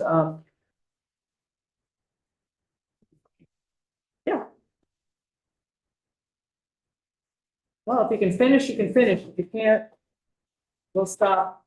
And then, Well, there's gonna be some we need to go revisit. oh, yeah, right, What the medical insurance. Right, that we're getting. exactly. So we just leaves, we'll just figure out where, just finish what you can. And then after we break for lunch, we're gonna have the governor's talk at 11, and then we're gonna come back here and we're gonna hear from Adam Hardy. So that's the afternoon. So this is our chance today to get going on budget adjustment. So as far as you can go, that would be great. Thank you very much. Yeah, so you Because were on. I found an explanation. I think that's great. Go ahead. Okay, so Dina handed out, when they came in, a document they called narrative. And so anyway, that's what I'm reading from. This has to do with the global payment program, 4,020,000 we were just talking about. And it adjusts the one-time funding provided to DVA in Act 113, which it says, this little comment that we've already seen. 5 hospitals opted to participate in pilot program. For any entity voluntarily participating in this pilot, one-time resources are needed to cover the cash flow budget impact due to the timing difference of the run things occurred prior to the start of the global payment program, prospective payment. This is one of those tail issues that I think we talked about yesterday. The adjustment will allow additional hospitals to participate if they so choose, and to true up the actual claims tail for the first 5 participants. And there's another paragraph, but I don't know if you want me to keep going. This is, I think we did mention it yesterday, so I didn't know if it was yesterday, but this has to do with a tail of these 5 entities that are moving into the global payment program. There's an amount that needs to be paid for, what they refer to as tail. Maybe that's not a good enough explanation. I personally don't understand the tail concept well enough. And I'm embarrassed about that. I think, do we need more information? Sorry, Yeah, no, that's fine. You're welcome to. no. Go ahead, Maria. So before hospitals transition onto the global payment program, they're operating in their prior environment, and there's bills that come in that the state needs to pay. And so there's a transitional period for when they move on to this global payment program, and that those transitional bills are what we refer to as tail. And it's like a leftover and they get paid. But I can get you a better explanation because I know just the person that could send us whatever you need as far as being able to describe this tail. Might be helpful. So it's not an acronym, it's actually the tail. Yeah, no, it actually is not an acronym. Yeah. You're right. Yeah, for a change. So I can send off an email and see if we can get a better explanation of what that is, if that would help. I think it would help. I mean, obviously, we know there's a transition going on from the one care to the head model. We've probably all heard about it, and I mean, the state signed off, and the Green Mountain Healthcare Board signed off maybe 2 weeks ago on it, and we've probably heard about it through our local hospitals too. Yeah, it might be helpful for this committee to hear more details about what the head model is. Well, At a point, yeah, we're not going to get No. deep in the weeds on that, but in terms of BAA, we have to understand, is this an appropriate use of the $4 million, I guess, so. Yes, Lynn?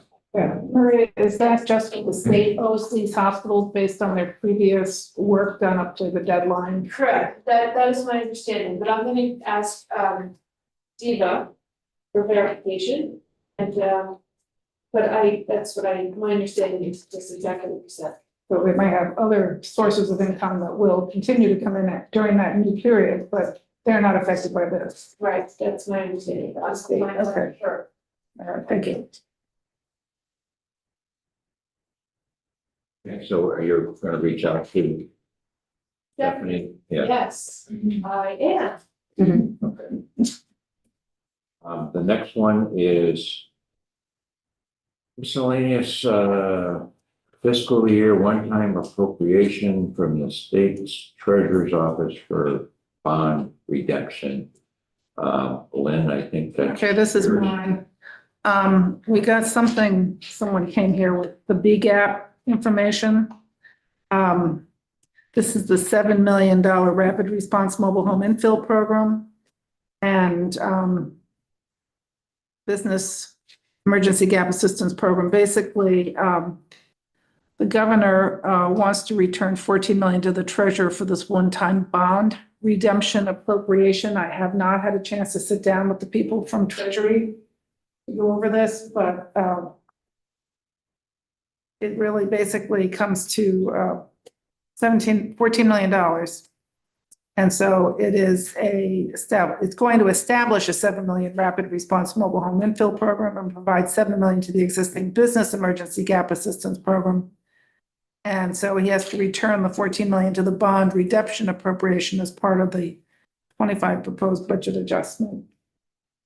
You know, we had someone come in here with. Yeah, no, it's coming back. The E-board allocated money for flood relief last Yes. summer. Yes, And the indication was it would be adjusted back in the BAA. So I think we're just doing what the E-board had already done. So unless there's any other questions. it would be okay. I haven't talked to the treasurer's office about a couple of these little things that they have, because they're not very much. This is the big one. Yeah. But they're trying to put it back into his bond. I would refer to Chris. Is there anything you want to add? Chris with Joint Fiscal, I think Representative Dickinson and Representative Harris can sum this issue up very well. The E-board in last August, they transferred $14 million out of this appropriation to fund the Rapid Response Mobile Home Infill Program and the EGAP program. What this $14 million would do is restore that transferred amount back to its originally intended purpose. So E-board moved some money out of this appropriation to fund those two other things. This restores that.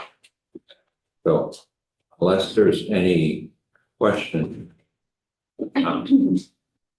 Yeah, I would ask from the housing perspective, I mean, I have a feeling that we're going to see extended funding for this program, and I would imagine in the budget today. This was a program that was developed by the administration without any consultation with the legislature in July and August. And so I'm assuming that the committee of the policy committee would need to hear exactly what this program was intended to do. Is it doing it? And is it, because my memory of the memo that came out this summer was that this is like a 2 to 3 year program for a set amount of money that, again, wasn't consulted with the policy committees. And so how we catch up to that and find out if it's a good investment is just something I think it's for the big bill.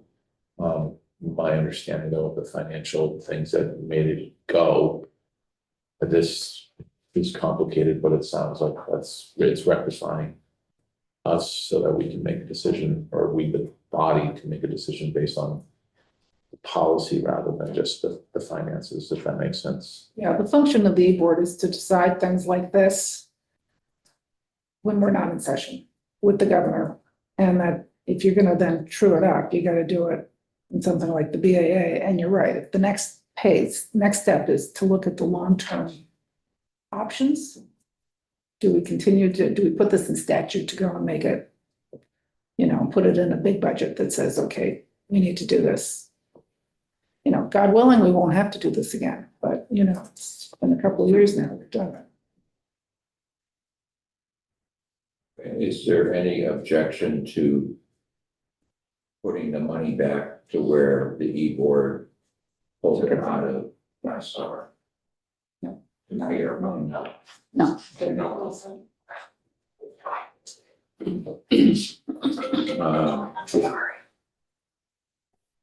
Okay, next one is Agency of Commerce and Community Development is, That's me. that's you, Tom, okay. Yeah, so the next two go hand in hand. They're Yeah. they just cancel each other out. It's just a swapping. It's just a swapping where going from the larger organization to the correct organization, which is just TED.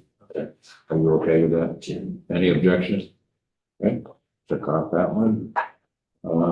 Next two, and then the last one is the Natural Resources Board, Trevor. Yeah, if you see this line, but then you go down third from the bottom and there's another line called the Act 250 Permit Fund. Those two are tied together. Right. Essentially, there was a general fund appropriation made to the Natural Resources Board in the budget. What they want to do is basically take that away, reduce that, and move it to the Act 250 Permit Fund to cover the revenue loss and the permit fees. Okay, what I'm confused on is if you go down to 21,260 Act 250 Permit Fund, it's even. We took it out of special funds, 900,000, and added it to general fund, so it's a. Well, you basically take in the 900, put it in general fund to compensate for the special fund. Yeah, no, I I think that's how- get that, but then if you go up and take the minus 900,000 in the natural resources, the general fund's now even, but the special funds is minus 900 if you just total the column. So I'm lost as to how did we? The math. Yeah. Yeah, go ahead. Trevor. Maria can help you if she wants to, but essentially you're taking money that was put into a general fund, but wasn't put into the Act 250 permit fund, right? It should have So been. basically just moving it. They, It's a net neutral, right? yeah, well, okay, so the active fifty, the 900,000 that you're looking at, the negative. Yeah. Those are special funds that they don't think they're gonna realize, that are not, they're reducing special funds because they're not expecting them to be collected. Okay. And so they're moving this money from above where Representative Squirrel just described, moving the general funds into this appropriation to offset the lost special funds. Does that make any sense? But how come they? Does it to you, Trevor? Are you following the money? I am following it, and Okay. I'm fine with this. I'm fine with it too, I don't see where the special, where did this, I don't see anything in special funds changing, see what I mean? It's, Well, if you look down below, It's filling the hole, right? It's filling the I see it down the 900,000. hole, we got this going to this, but we got nothing going to this, and we got, well, maybe unless it's that way. This almost seems like a bit of a correction of sorts, because I have a note that says we may not see this again. Right. Is that what this Essentially is? moving this money from general fund appropriation and putting it back down into the general fund with the purpose of shifting it to the Act 250 permit fund. It's all net neutral. I'm seeing joint fiscal nod their heads. So Yeah, no, they're really, yeah, that's right. They're taking their- sometimes we complicate things. Yeah, they're moving the dollars, to backfill special funds that they don't anticipate receiving. And so we see a negative 900,000 up above in this, 2024 Act 181. Yes, you see the negative general funds, and they're moving those general funds down to the Act 250 permit fund. So now they're just taking the spending authority away from the special funds because they're not anticipating them. So now they're whole. Does that make sense, or is it? Yeah. Trevor, are you thinking? We should not ask a question about. We should just say yes. Am I making more? No, I think we're all good. I was We're confused saying the because same thing. Yeah, we're filling a hole. it's not a, We're just filling a hole, but we're taking it from up here and putting it. well, that's my problem, I don't see it coming from a black. It's coming out of this line and that line down there. Yeah. But how come we got You this don't line have to here? move it straight down. Yeah, you don't, there's special funds what we're saying here is, excuse me, I don't mean to jump in. We're saying, we're not gonna collect those special funds, the 900,000, only in this section, in the active duty parent fund. They're not gonna collect those special funds, and so they need to backfill with general funds. But up above, the special fund isn't an issue up above, like, we're not, it's on a 1-for-1 special fund shift. Does that, Because it wasn't in a special Yeah, fund, it's in exactly. general fund. Right. Yes. Yes. True. All right, does anyone else have any questions on this item? Okay, seeing none, let's check that one off. Not ready to go back. Yeah. So can we also then check off the one down below? Yeah, I mean, it's. The 20, yeah, 260 that ties in with that. Yeah. So now we're on Obligation bond, the okay. general obligation bonds debt service fund, which is a total net zero, but it's a transfer. Glenn, I guess this. Yeah, would this be is your- also, yeah, this is a timing issue. Basically, the payment's due in February, not in August. So it's due in the 25 budget, and it's just a matter of making sure that you got the money allocated so you can, or appropriated so you can pay that bond. So that's okay, You're good with this? that's okay. Okay. Chris, do you have any? I have nothing to add other Okay. to Representative Dickinson's excellent on. Okay, any questions on this area? Okay, so let's check that one off. Okay, the next one is the Emergency Relief and Assistance Fund. 5.67 million, which comes out of general fund and then offset with the special fund. Not sure whose area this would be. I'm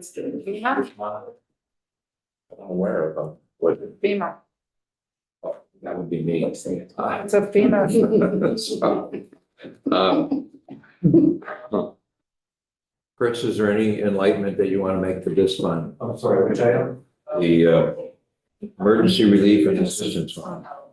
This, I mean, what little background I have on this is the fund, special fund that helps pay for the municipal share. Oh, of got it, FEMA. got it. Yes, So this is related to recent flooding events. yes, okay. And there wasn't enough in there. Yeah, this is proposing moving an additional 5.67 million out of the general fund and over to ERAF for those purposes. Okay. I am good on that. We're already doing this. We need to do this. Anyone else has any questions or needs more information, we can talk about it. If not, seeing none, I will check it off. And I have been called out for a very short conversation, hopefully. All right, is our goal to try to make it through? Well, no, you can change your goal. And an early stop for lunch is okay too. Well, given the fact that we have a 1 o'clock hard stop, I guess what I'd suggest is maybe getting through, let's see what we can get through, up to 20 till. I think Robin will still be our chair will be proud of us. All right, so medical insurance fund. We're having. DHR. Yeah, and we're having folks come in and talk to us about that. Yes. Correct, so, Yeah, All right, my, we'll just- my notes just show that when Commissioner Gresham was talking about it, it's buying down, it's buying down the rate increase in our state workers' health insurance. So, Yeah. We'll get more details later. okay, so circle that, hold it in the banks. And then next is correctional industries fund. Trevor, I think that's yours. Yeah, remember the conversation we had around this. This is basically related to the Department of Corrections Work Offender Program. And over the years, they've developed this huge deficit in the program for a number of reasons, one being COVID, there was also some federal changes in rules and they counting like money in state as opposed to collecting money out of state. Anyway, and it continues to be a tension between Department of Corrections and other folks that like the judiciary and state's attorneys that feel like this is a tool in their toolbox. DOC would rather walk away from this. So they're having that conversation. So the general fund appropriation is basically to fill the whole program. That's the 3.1 million. In my conversation with House Corrections and Institutions, where they basically said, well, why are we 5 years in the making or 4 years in the making of this deficit? And so they've given me language. Did I give you the language for it? I didn't, I don't think I did see it language. I thought I sent it to you, but I'll double check. Okay, yeah. But they have language to go with this, where they want to put the guardrails around this. Okay. Corrections or? It is, this is correct. Correct, okay, Yeah, so- right, so language is coming. Yeah, so I'm fine with signing off. All right, Madam Chair, so this is where we've already checked this off checked that because it's related to one above. Okay. Cannabis is next. Higher than expected, more money. Yeah, that's an easy one. Yes. Yeah, anybody object to getting $3.4 million? Okay. And then a third of that goes to the Yes. B313, the Department of Health Substance Use Programs. And that's what we saw coming into that yesterday when we talked about that one. Okay.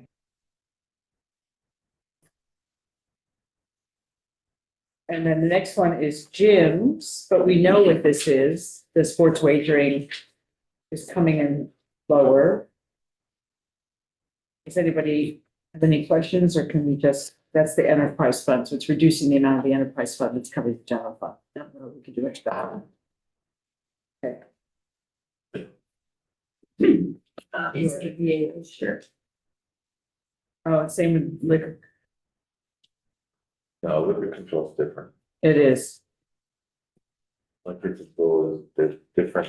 Is my Yeah, go ahead. From what I recall, the conversation is that the explanation that was given here is different from the explanation that was given elsewhere, which is this indicates that this may have to do with lack of sales over time, whereas what we heard was, no, it's our contribution to pensions and OPEB that we haven't done correctly, or we were told that we were doing it incorrectly since 2017. So this is a sweep of the annual, rather than taking the full 20 or 21 million from the enterprise fund. They're using a chunk of it to pay off this past accounting issue. And that's, so the question is, which one is correct? Pension and OPEB, or the lack of sales, change in sales due to the change in taxation that happened? Right, and the ready to drink moving out. So Government Ops is gonna actually hear from them as well. And so I would like to keep this open until we hear from them, until we find out exactly what's happening. I think the commissioner testified that it was a pension and OPEB issue, not a taxation. Right. But we'll have Jim get some clarification on that maybe. Yes. Madam Chair, I had, because of the 1 o'clock hard stop, and I had originally said that we would break at 20 till. Okay. But if you want to Good. change that. We have 6 minutes. Okay. We're almost done. All right. Let's see what we can do. It's the Tobacco Litigation Special Fund. Is that you? Oh, I think it is, and I have to tell you, I have not researched this. I gotta take a look. Okay, Yep, sorry about that. I missed that's it. okay.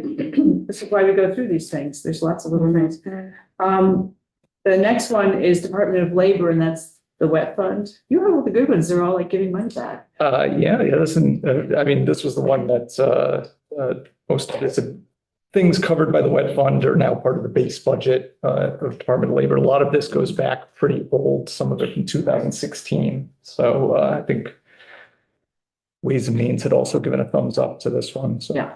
Sorry, anybody have a problem with that one? Leave that out? Okay. And also we're closing, these are the two special funds we were closing. The other is the Vermont Traumatic Brain Injury Fund, which had about 1,500 and it's obsolete and they're just closing out the year-end balance, 200. Are you okay with that one?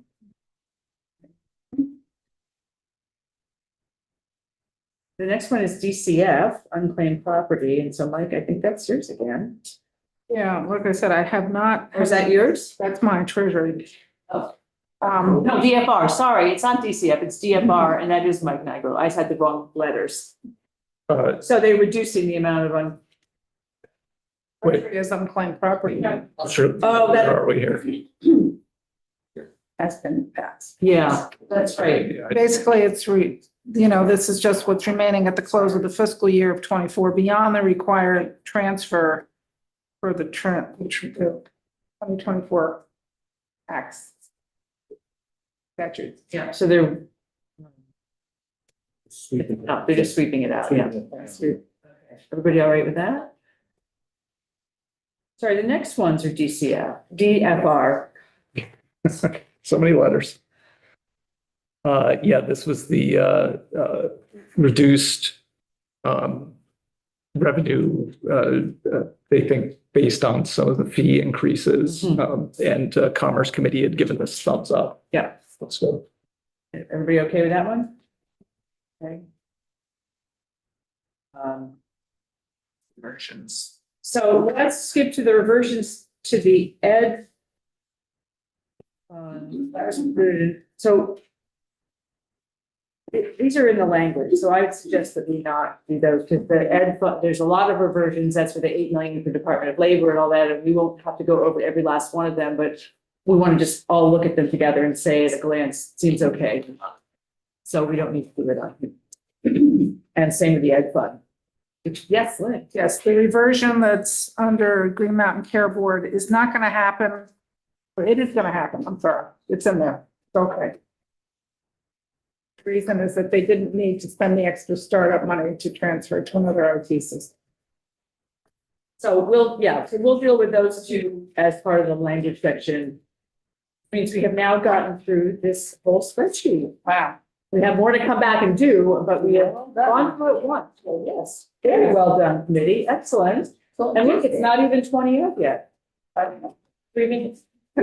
Anybody have anything else they want to close or they want to think about or? Are we done with that now? Yes. Another topic I'd like to share Okay. quickly. Chopping a bill.